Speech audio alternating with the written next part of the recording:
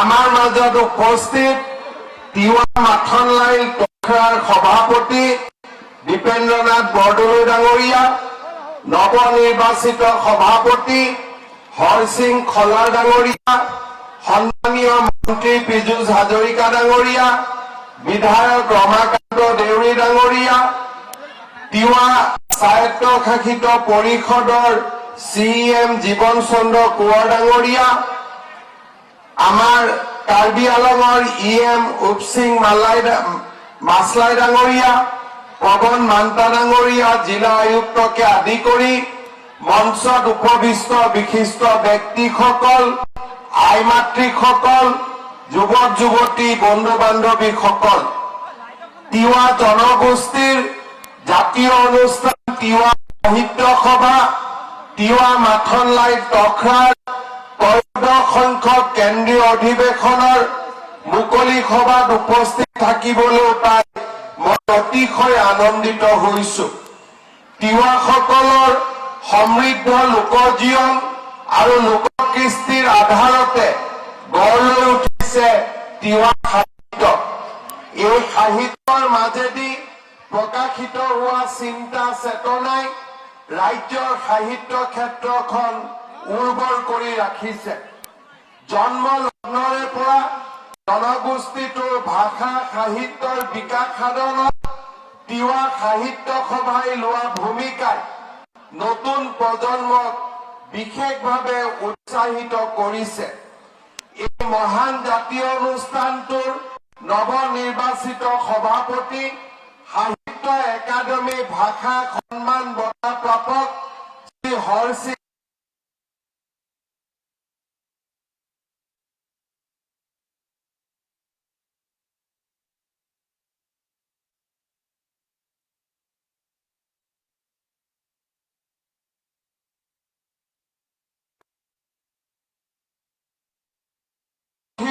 ৰূপত প্ৰচলিত হৈ অহা তিৱা ভাষাৰ লিখিত সাহিত্যৰ বিকাশ হৈছিল বিংশ শতিকাৰ প্ৰায় 70 দশকৰ পৰা। এই ক্ষেত্ৰত মুখ্য ভূমিকা লৈছিল 1973 চনৰ মাৰ্চ মাহত প্ৰকাশিত সদৌ অসম তিৱা যুৱ ছাত্ৰ সন্মিলনৰ ৰিংচাং নামৰ মুখপাত্ৰখনে। ৰিংচাঙত তিৱাসকলৰ আঁতিগুৰি, জনগোষ্ঠীটোৰ গৌৰৱমণ্ডিত ইতিহাস, সমাজ আৰু ৰাজনীতি, কৃষ্টি সংস্কৃতিৰ উপৰিও তিৱা ভাষা আৰু সাহিত্য বিষয়ক কেতবোৰ লেখা প্ৰকাশ পাইছিল। অসমীয়া ভাষাতে তিৱা ভাষাৰ লিপি, ব্যাকৰণ আদিৰ বিভিন্ন দিশ সামৰি লেখা প্ৰকাশ হোৱাৰ উপৰিও ৰিচাঙত অসমীয়া ভাষাত তিৱা গীত মাত আদিও প্ৰকাশ পাইছিল। ৰিংচাঙে তিৱা ভাষা আৰু সাহিত্য চৰ্চাৰ বাট মুকলি কৰি জনগোষ্ঠীটোৰ উঠি অহা প্ৰজন্মক নিজ ভাষাত সাহিত্য চৰ্চা কৰিবলৈ উদগনি যোগাইছিল। তিৱা লেখক লেখিকাসকলে অসমীয়া আৰু ৰোমান লিপি ব্যৱহাৰ কৰি তিৱা সাহিত্যক লিখিত ৰূপ দিছিল। তিৱা ভাষা সাহিত্যৰ সংস্কৃতিৰ চৰ্চা আৰু সংৰক্ষণৰ লক্ষ্য আগত ৰাখি তিৱা ভাষা সংস্কৃতি প্ৰেমী যুৱকৰ প্ৰচেষ্টাত এটা সুকীয়া সংগঠন গঢ়ি তোলাৰ উদ্দেশ্যেৰে 1980 চনৰ 15 নৱেম্বৰত তিৱা ভাষা উন্নয়ন পৰিষদ নামৰ এটা সংগঠন গঢ়ি তোলা হৈছিল।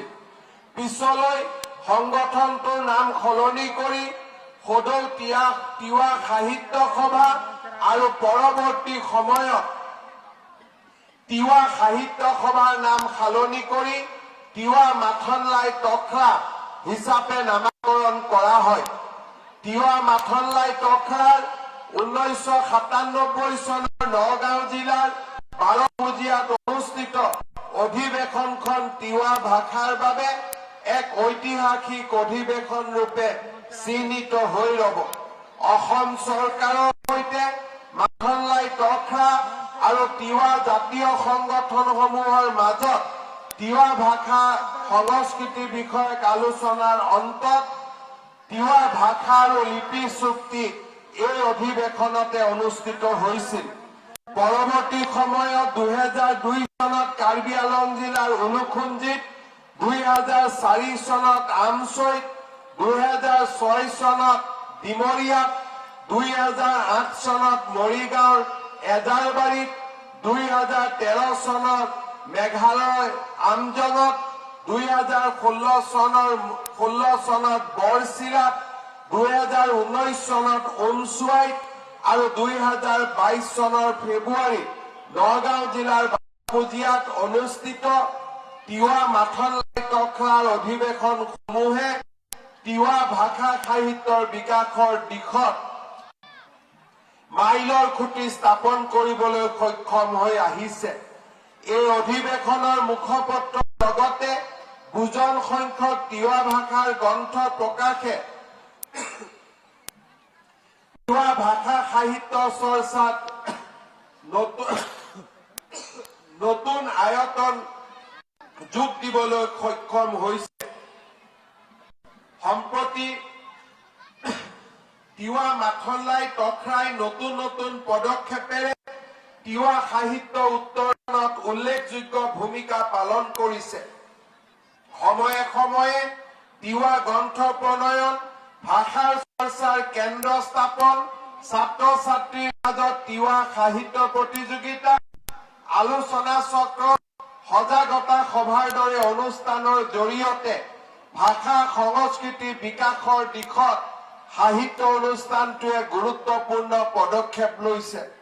তিৱা ভাষা সাহিত্য চৰ্চাক বিশেষ গতি প্ৰদান কৰি সাহিত্যিক তথা তখৰাৰ নৱনিৰ্বাচিত সভাপতি শ্ৰী হৰসিং খলাৰে 2023 চনত সাহিত্য একাডেমী ভাষা সন্মান লাভ কৰি সমগ্ৰ তিৱা জাতিৰ লগতে অসমীয়া জাতিসত্তাকো মহিমামণ্ডিত কৰি তুলিলে। তিৱা জনগোষ্ঠীৰ নিজৰ ঐতিহ্য আৰু সংস্কৃতিৰে চহকী। ঐতিহাসিকভাৱে তিৱাসকলে ৰাজ্য পাতি বসবাস কৰিছিল। অসমত প্ৰৱেশ কৰি খোলা নামেৰে এখন ৰাজ্য পাতিছিল। তেওঁলোকে দৰঙৰ হেলেম অঞ্চলত খাৰী বা হিলালী নামেৰে অন্যান্য এখন ৰাজ্যও পাতিছিল। ত্ৰিবেগ ৰাজ্য স্থাপন কৰিছিল নগাঁও আৰু মিকিৰ পাহাৰ আদি ঠাইত। তিৱাসকলে তেওঁলোকৰ হিলালী ৰাজ্যৰ ঐতিহ্য গীতৰ তেওঁলোকৰ বিভিন্ন সাংস্কৃতিক উপাদান বিশেষকৈ লালি হিলালী গীতৰ মাজেৰে আজিও বহন কৰি আহিছে। ৰাজনৈতিক ইতিহাস অনুসৰি গোভা ৰজা হল প্ৰধান ৰজা। তিৱা ৰজাৰ জোঙাল বলহুৰ বীৰত্ব গাথা আৰু ৰহাৰ ওচৰত থকা জোঙাল বলহুৰ গড়ৰ অৱশিষ্টই আজিও তিৱা ৰজাসকলৰ গৰিমাময় শাসনৰ দিনবোৰৰ কথা সোঁৱৰাই তোলে। উত্তৰ পূব ভাৰতৰ বিভিন্ন জনগোষ্ঠীবোৰৰ দৰে তিৱা জনগোষ্ঠীৰো নিজস্ব ভাষা, কলা, সংস্কৃতি, আচাৰ, ৰীতি নীতি, নিয়ম আছে। তিৱা ভাষা বৃহত্তৰ চীন তিব্বতীয় ভাষা পৰিয়ালৰ তিব্বত বৰ্মী শাখাৰ অসম বৰ্মী গোটৰ বড়ো উপশাখাৰ অন্তৰ্ভুক্ত। তিৱাসকল প্ৰধানকৈ অসমৰ নগাঁও, মৰিগাঁও, কামৰূপ, কাৰ্বি আংলং জিলা, মেঘালয়ৰ খৈৰাম আৰু মিলিম টেষ্টত বসবাস কৰে। তদুপৰি অসমৰ ধেমাজি, শিৱসাগৰ, লখিমপুৰ, যোৰহাটতো তিৱা জনগোষ্ঠীৰ লোকে বাস কৰে। প্ৰকৃতিৰ সেউজী কোলাতেই এই জনগোষ্ঠীটোৰ ভাষা সংস্কৃতিৰ উত্তৰণ হৈছিল। তিৱা আধ্যাত্মিক আৰু সাংস্কৃতিক জীৱনধাৰা প্ৰকৃতিৰ আলমত গঢ় লৈ উঠিছে। তিৱাসকল হিন্দু ধৰ্মীয় লোক যদিও বদলামাজি মূল ধৰ্ম বদলামাজি। তিৱাসকলে প্ৰকৃতিৰ অধীনত থাকে বুলি জনবিশ্বাস আছে। তেওঁলোকে প্ৰকৃতিৰ উপাসনা, পূজা পাৰ্বণ আদি কৰে। ইয়াৰ আলমতে তেওঁলোকৰ সাংস্কৃতিক জীৱন গঢ় লৈ উঠিছে। তিৱাসকলৰ উৎসৱসমূহক দুই প্ৰকাৰে বিভক্ত কৰিব পাৰি: পূজা পাৰ্বণ উৎসৱ আৰু কৃষি কৰ্ম উৎসৱ। এনে এক চহকী ঐতিহ্য আৰু সাংস্কৃতিৰ অধিকাৰী তিৱাসকলৰ নিজস্ব তিৱা ভাষাত উৎকৃষ্ট সাহিত্য সৃষ্টিৰ যথেষ্ট অৱকাশ আছে। আজিৰ সভাত হাজাৰ হাজাৰ তিৱা সাহিত্যপ্ৰেমী ৰাইজৰ উপস্থিতিয়ে তিৱা সাহিত্যৰ এক উজ্জ্বল ভৱিষ্যতৰ চাবি বহন কৰিছে। প্ৰায় 1000 শিল্পীৰ দ্বাৰা পৰিৱেশিত হোৱা তিৱা নৃত্যই প্ৰমাণ কৰিছে যে তিৱা লোকসকলে নিজৰ ঐতিহ্য কলা সংস্কৃতিক কিমান গভীৰভাৱে ভাল পায় আৰু কিমান তেওঁলোকে নিজৰ জনগোষ্ঠীটোৰ কলা কৃষ্টি সাহিত্যৰ উৎপাদনত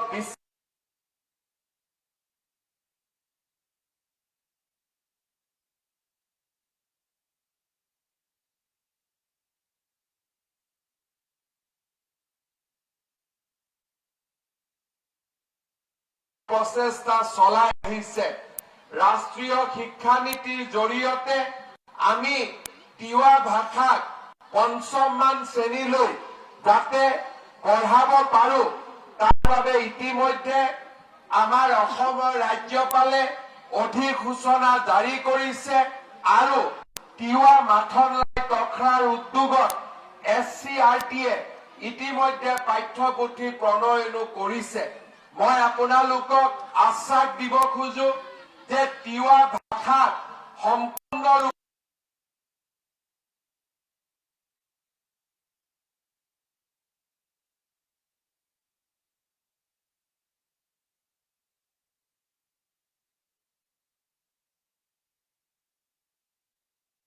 ৰাজ্য চৰকাৰে প্ৰচেষ্টা চলাব আৰু মই আপোনালোকক প্ৰতিশ্ৰুতি দিছো যে আজি প্ৰদৰ্শন কৰা তিৱা নৃত্যকো আমি গুৱাহাটীৰ সৰু সজাই এদিন ধুনীয়াকৈ প্ৰদৰ্শনৰ কাৰণে লৈ যাম।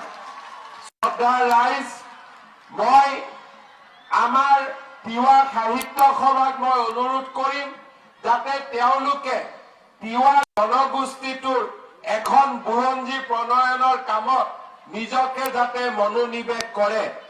বিশিষ্ট সাহিত্যিক সীতানাথ ব্ৰহ্মচৌধুৰীয়ে কৈছিল যে কোনো এটা জাতিৰ বিষয়ে পুংখানুপুংখভাৱে কিবা জানিব বিচাৰিলে প্ৰথমে প্ৰয়োজন হয় সেই জাতিৰ বুৰঞ্জী অধ্যয়ন আৰু গৱেষণাত।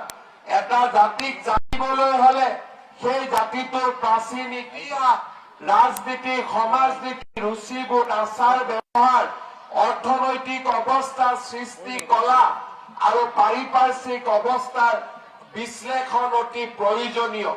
এই সকলোবোৰৰ অধ্যয়ন নাথাকিলে এটা জাতিৰ বৰ্তমান আৰু ভৱিষ্যতৰ বিষয়ে একো ধাৰণাই সম্ভৱপৰ নহয়। তিৱা জনগোষ্ঠীৰ এক সমৃদ্ধিশালী ইতিহাস আছে। তিৱা মাখনলাই তখৰাই জনগোষ্ঠীটোৰ বিস্তৃত আৰু প্ৰামাণ্য বিষয়ক আৰু মৌখিক বুৰঞ্জীসমূহ ৰচনা এটা প্ৰণালীবদ্ধভাৱে ৰচনা কৰাৰ প্ৰয়োজন আছে। মই প্ৰতিশ্ৰুতি দিছো যে তিৱা মাখনলাল তখৰাই যদি তিৱা জনগোষ্ঠী লোকৰ এখন উৎকৃষ্টতম বুৰঞ্জীৰ বাবে আগবাঢ়ি যায় তাৰ সকলো খৰচ ৰাজ্য চৰকাৰে বহন কৰিব। সেই প্ৰতিশ্ৰুতি মই আজিয়ে আমাৰ ৰাইজক দিব বিচাৰিছো। শ্ৰদ্ধাৰ ৰাইজ, মই আৰু এটা কথা আপোনালোকক কব বিচাৰিছো। আমাৰ পূৰ্বপুৰুষসকলৰ ভাষা, পূৰ্বপুৰুষসকলৰ সংস্কৃতি ৰক্ষা কৰাৰ যিমানেই প্ৰয়োজনীয়তা আছে তেনেকৈ পূৰ্বপুৰুষসকলৰ ধৰ্মটো ৰক্ষা কৰাৰ আমাৰ দায়িত্ব আছে। আজিৰ আমাৰ সমাজত বিভিন্ন লোকে পশ্চিমীয়া সভ্যতাৰ প্ৰেৰণালৈ আহি নিজৰ সাতামপুৰুষীয়া পিতৃৰ ধৰ্ম তেওঁলোকে ত্যাগ কৰিছে আৰু বিভিন্ন ধৰ্ম তেওঁলোকে আদৰি লৈছে। মই অসম বিধানসভাত কৈছিলো যে আমাৰ জনজাতীয় লোকসকলে আমাৰ মূল শ্ৰেণীৰ সনাতনী হিন্দু ধৰ্মকো আদৰি লোৱাৰ প্ৰয়োজন নাই। আনহাতে তেওঁলোকে পশ্চিমৰ পৰা অহা ধৰ্মকো আদৰি লোৱাৰ প্ৰয়োজন নাই।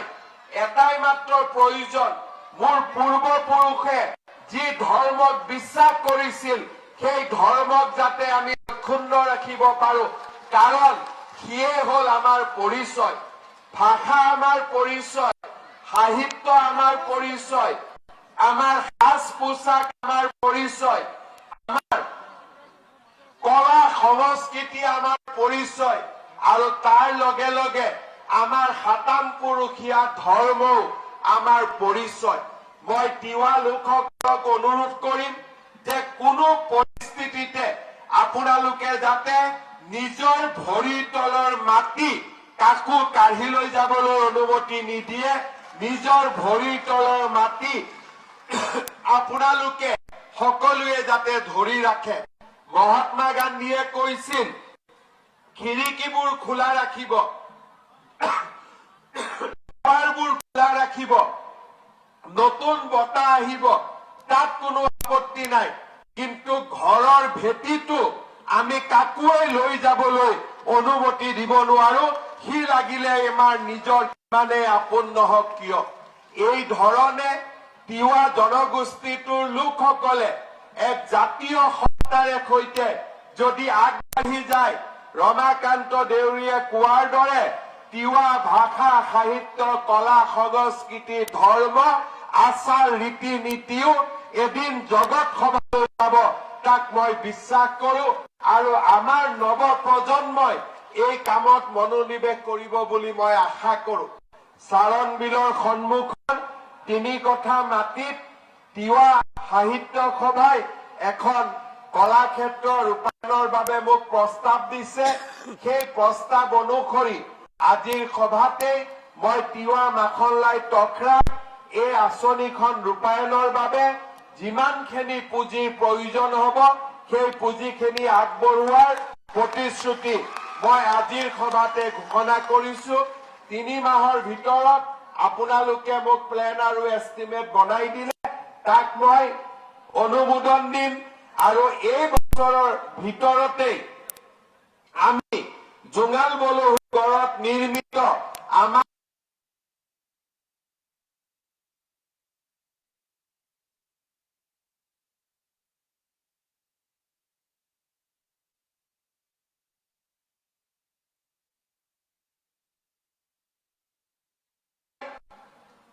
তিৱা ভাষা শিক্ষকৰ কথা উল্লেখ কৰিছে। আমাৰ তিৱা ভাষা ইমপ্লিমেণ্টেশ্যনৰ কাৰণে যদি তিৱা শিক্ষকৰ অভাৱ ঘটে, আমি নিশ্চয়কৈ নতুনকৈ তিৱা ভাষাত শিক্ষক নিযুক্তিৰ বাবেও আমি আমাৰ মন মুকলি ৰাখিম। এই দুআষাৰ কথাৰে মই পুনৰ আপোনালোকক ধন্যবাদ জনাইছো। ৰমাকান্ত দেউৰী ডাঙৰীয়াই সুন্দৰ গানেৰে বিদেশীক উচ্ছেদ কৰি স্বদেশীক মাতি দিয়াৰ কথা কৈছে। আমাৰ চৰকাৰে এই দায়িত্ব পালন কৰিব। বিদেশীৰ পৰা সকলো যি মাটি তেওঁলোকে ভুল চিন্তা চৰ্চাৰে নিজৰ লগত ৰাখিছে বা তেওঁলোকে যি মাটি দখলত ৰাখিছে, সেই মাটি যেনেকৈ আজি চৰকাৰে কচুতলি মুকলি কৰিছে, তেনেকৈ আমাৰ চৰকাৰে প্ৰতিটো ট্ৰাইবেল বেল্ট এণ্ড ব্লক আমি বিদেশীৰ পৰা ৰক্ষা কৰিম। সেই প্ৰতিশ্ৰুতি পুনৰ এবাৰ ৰাইজৰ আগত দোহাৰি মই মোৰ বক্তব্যৰ সামৰণি মাৰিছো। ধন্যবাদ। জয় হিন্দ। বন্দে মাতৰম।